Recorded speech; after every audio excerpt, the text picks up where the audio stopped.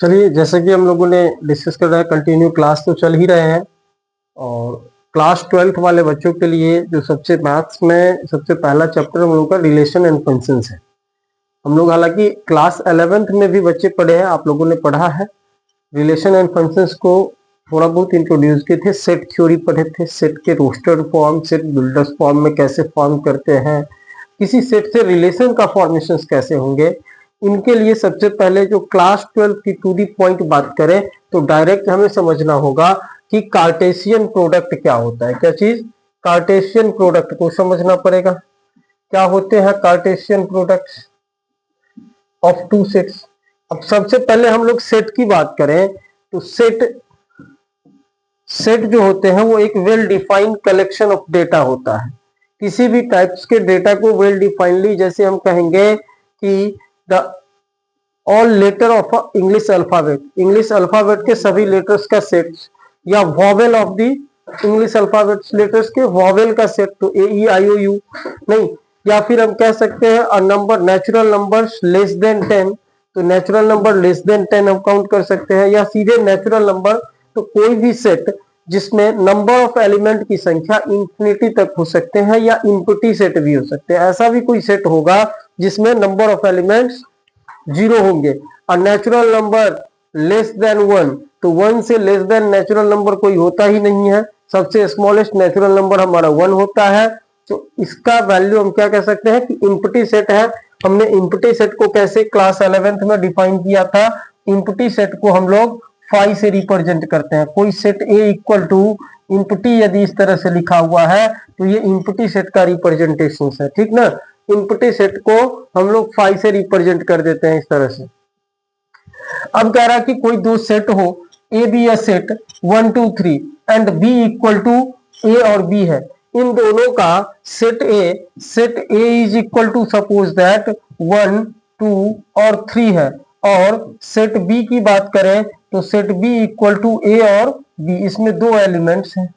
इन दोनों का Cartesian product कैसे हम लोग फाइंड करेंगे? क्या कह रहा है? Cartesian product. तो कार्टेशियन प्रोडक्ट जब भी हम लोग लिखते हैं तो एलिमेंट को ऑर्डर्ड पेयर में लिखा जाता है। क्या किया जाता है?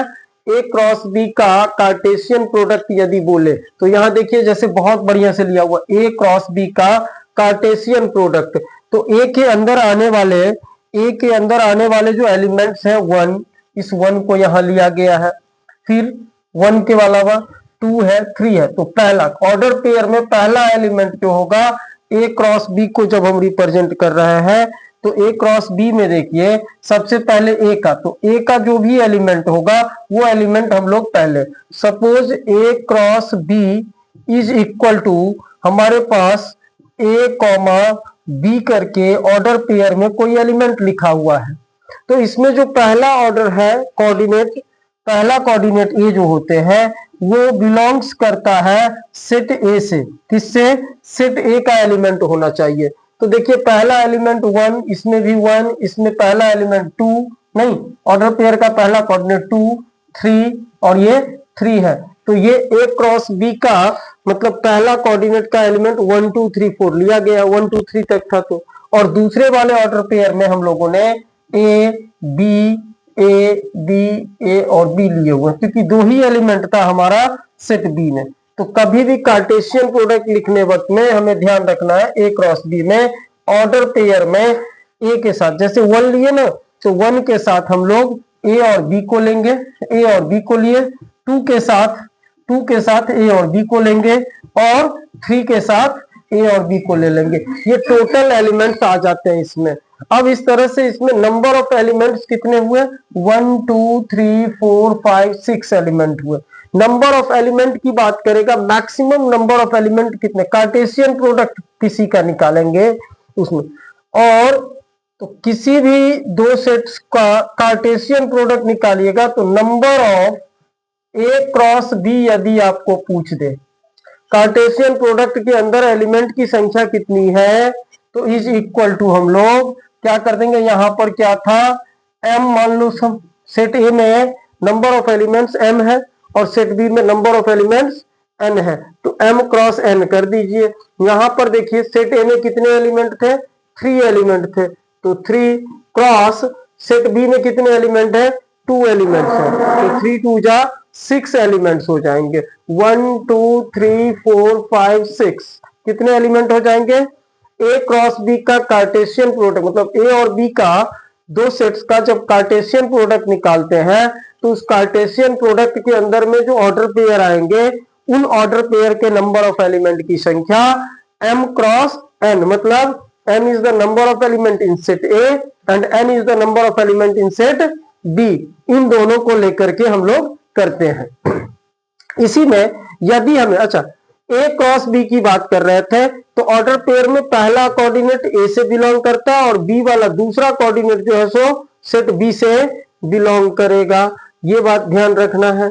दूसरा कि बी क्रॉस ए यदि कर दिए तो बी क्रॉस ए का जो कार्टेशियन प्रोडक्ट आएगा वो ए क्रॉस बी से डिफरेंट होगा। क्यों, क्योंकि यहां पर जो पहला सेट है वो बी है, इसीलिए इसमें जितना भी पहले कोऑर्डिनेट का एलिमेंट रखेंगे वो पहले कोऑर्डिनेट का एलिमेंट कहां से लिया जाएगा, सेट बी से लेंगे। किससे लेंगे, सेट बी से। सेट बी में ए और बी है तो ए, इसमें देखिए बी पहला कोऑर्डिनेट और दूसरा कोऑर्डिनेट जो आएगा वो ए से आएगा। इसीलिए हम कह सकते हैं कि A cross B does not equal to B cross ए।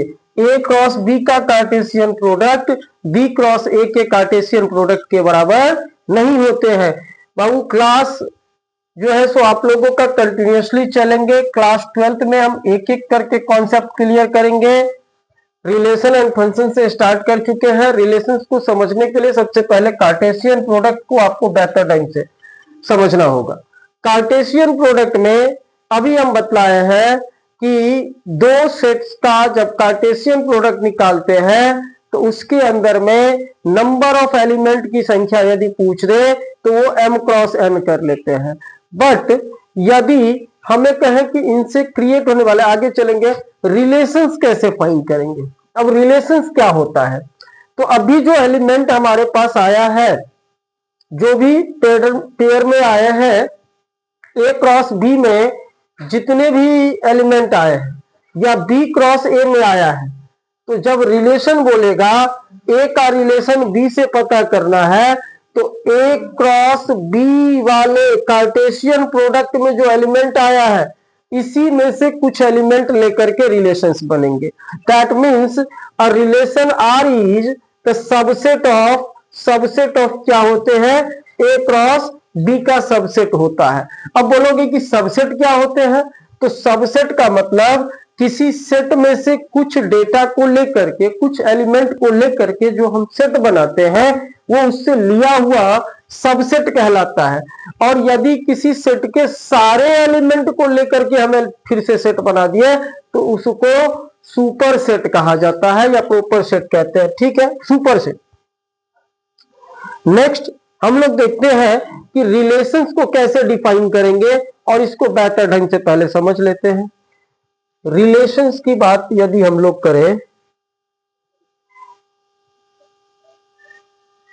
चलिए रिलेशंस में आते हैं। रिलेशंस क्या कह रहा है उसको एक बार हम लोग पहले समझेंगे, ठीक ना। A relation R is a set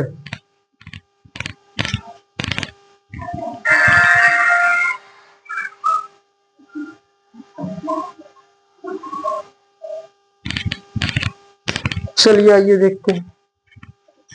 a relations from,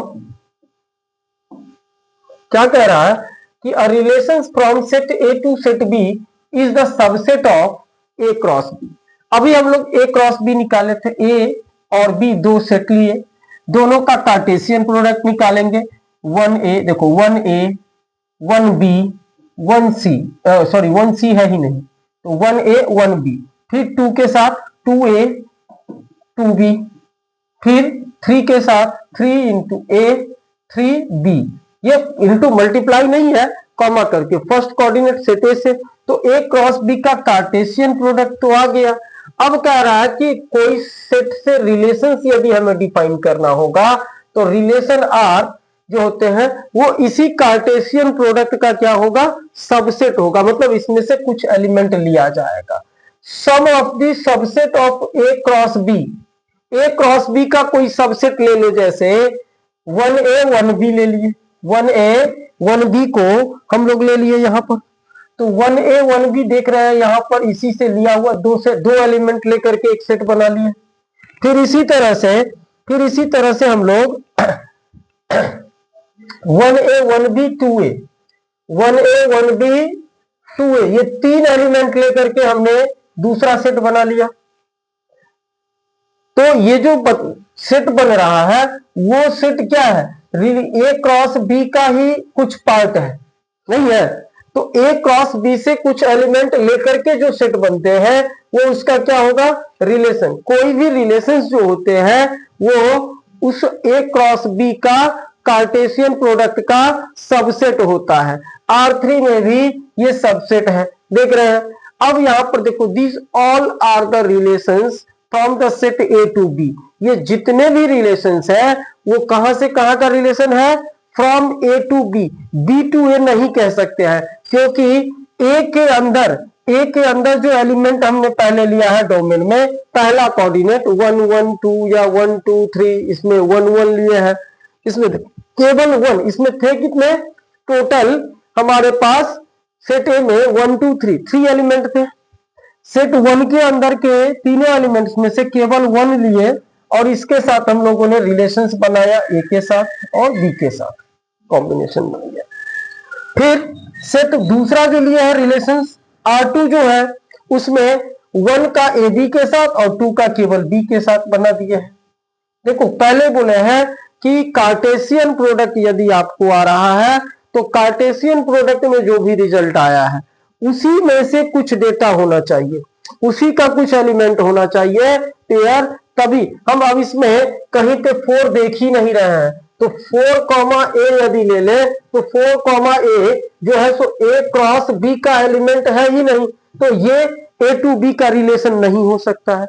किसी भी रिलेशंस को A से B के लिए बिलोंग्स करने के लिए, A टू B का रिलेशंस होने के लिए उसके A क्रॉस B यानी उसके कार्टेशियन प्रोडक्ट के अंदर वह एलिमेंट होना जरूरी है। R1 is the subset of A cross B, R2 भी और R3 भी यहां पर क्या है, A क्रॉस B का सबसेट है। अब सिंपल पहले ही बतलाया है कि R इज इक्वल टू, यदि कोई AB है तो A कहां से बिलोंग्स करेगा, सेट A का एलिमेंट होगा, B जो एलिमेंट होगा वो सेट B का होगा, A और B आपस में किसी न किसी तरह से रिलेटेड होंगे।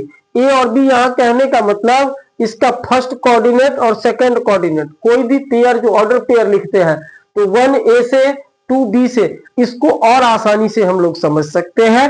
नेक्स्ट एग्जांपल ले लेते हैं, एक बहुत अच्छा सा एग्जांपल लेकर के इसको समझते हैं, कवर करते हैं। कैसे, तो देखिए किसी रिलेशंस को हम रिलेशन ए टू बी को ए आर बी के रूप में हम लोग लिख सकते हैं, and is readed as the, कैसे, तो A is related to B, हम इसको रिप्रेजेंट कर सकते हैं। ए आर बी लिखने का मतलब A is related to B. अब इसका एक best, let R be R relations in natural number defined by. अब देखो बहुत अच्छा सा क्वेश्चन है, इस क्वेश्चन को करोगे तो समझ में आ जाएगा। टैक्स के सबसे पहले होते हैं प्रैक्टिस ही, जो हमने पढ़ा उसके अकॉर्डिंगली प्रैक्टिस होना चाहिए। क्या कह रहा है कि let R be a relation in a natural number defined by x comma y. R कोई एक रिलेशन है जो नेचुरल नंबर में डिफाइन है एक्स वाई से। X y belongs to set R, यहां कह रहा है 3x plus y is equal to 16, नहीं, expressed R as a set of order pair, इसको ऑर्डर पेयर के रूप में रिप्रेजेंट करना है। हमें जो भी एलिमेंट लिखेंगे वो r इज इक्वल टू हमारे पास order pair x comma y के फॉर्म में होगा। x कॉमा वाई जहां पर क्लियर कह दिया है कि x और y जो है सो बिलोंग्स करेगा नेचुरल नंबर से। किससे, नेचुरल नंबर से बिलोंग्स करते हैं, नेचुरल नंबर दिखलाना है। इतना ही नहीं, कंडीशंस लगा दिया है कि 3x plus y is equal to 16 होना चाहिए। 3x plus y is equal to 16, तो सबसे पहला नेचुरल नंबर हमारा होता क्या सब है भाई? नेचुरल नंबर की बात करें तो 1 2 3 4 5 डॉट डॉट डॉट इंफिनिटी तक चलता है, ये नेचुरल नंबर है। लेकिन हम x के जगह पर क्या लें और y के जगह पर क्या लेंगे, उन बातों को ध्यान रखना है। नहीं, x के जगह यदि हम 1 लेते हैं, पुट करते हैं, अपने हिसाब से पुट करते चलेंगे और इसको सॉल्व करेंगे। x is equal to suppose 1 लेते हैं, तो x इक्वल टू 1 लेंगे तो इस इक्वेशन में देखो 3 into 1 plus y is equal to 16, यानी कि y इक्वल टू 16 माइनस 3 कितना हो जाता है हमारे पास? y is equal to 16 minus 3, और कितना होगा 13। कितना? y इक्वल टू 13 आ जाते हैं। देखो x का नेचुरल नंबर हम लेना शुरू करेंगे, 1 से स्टार्ट हुआ है, जब x 1 लिए है तो y कितना आया है? 13 आया है। फिर x इक्वल टू 2 लेते हैं तो y is equal to 16 minus क्या है, इसको यदि उधर ले जाते हो तो 16 माइनस 3x, तो 3 2 जा x के जगह 6, तो 16 माइनस 6 कितना आ जाएगा? 10 आ जाएगा। x इज इक्वल टू 3 लेते हैं तो y इक्वल टू 16 माइनस 3, 3 जा, तो 3 3 जा क्या हो गया? 9, यानी 16 माइनस 9 कीजिए, 9 1 10 कितना आता है? 7 आ जाता है। अब हम लोग x इज इक्वल टू 4 लेते हैं, x इक्वल टू 4 लेंगे तो y equal to 16 minus 4 multiply 3 multiply 3x है ना, तो 3 मल्टीप्लाई 4 क्या हो जाएगा? 16 माइनस 3 4 जा 12, 12 माइनस करेंगे रिजल्ट आता है 4। अब चलिए x इज इक्वल टू यदि 5 ले लें तो y equal to 16 minus 3x, तो 3 5 जा 3 5 जा 15, तो 16 माइनस 15, यहां भी रिजल्ट 1। तो इस केसेस में यहां जो रिजल्ट आ रहा है वो भी नेचुरल नंबर है। जब x नेचुरल नंबर ले रहा है तो y भी नेचुरल नंबर हो रहा है। लेकिन x नेचुरल नंबर में 5 के बाद जब हम 6 लेते हैं, x का वैल्यू जब 6 लेते हैं तो y इक्वल टू क्या हो जाता है?